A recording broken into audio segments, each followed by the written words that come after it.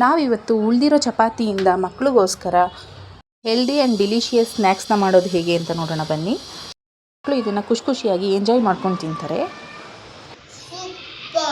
ಮೊದಲು ಬಾಣಲಿಗೆ ಎಣ್ಣೆ, ಈರುಳ್ಳಿ ಫ್ರೈ ಆದ ನಂತರ ಶುಂಠಿ ಬೆಳ್ಳುಳ್ಳಿ ಪೇಸ್ಟು, ಕ್ಯಾಪ್ಸಿಕಮ್, ಟೊಮೊಟೊ, ಉಪ್ಪು, ಖಾರದ ಪುಡಿ, ಗರಂ ಮಸಾಲ, ಅರಿಶಿನ, ಪಾವ್ ಮಸಾಲ, ಒಂದು ಸ್ವಲ್ಪ ನೀರನ್ನು ಹಾಕಿ ನೀಟಾಗಿ ಮೆತ್ತಗಾಗೋವರೆಗೂ ಬೇಯಿಸಿ ಕೊತ್ತಂಬರಿನ ಸೇರಿಸಿ, ಇನ್ನೊಂದು ಕಡೆ ಸ್ವಲ್ಪ ಮೊಸರು, ಪುದೀನ, ಕೊತ್ತಂಬರಿ, ಜೀರಿಗೆ, ಉಪ್ಪು, ಸಕ್ಕರೆ ಎಲ್ಲವನ್ನು ಸೇರಿಸಿ ಚಟ್ನಿ ರೆಡಿ ಮಾಡ್ಕೊಳ್ಳಿ.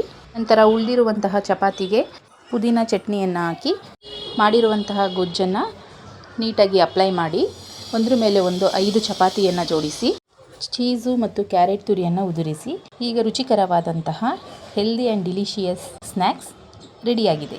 ಇಂತಹ ಇನ್ನಷ್ಟು ರೆಸಿಪಿಗಳಿಗಾಗಿ ಶಾನ್ ಕಿಚನ್ಸ್ ವರ್ಲ್ಡನ್ನು ಫಾಲೋ ಮಾಡಿ. Thank you.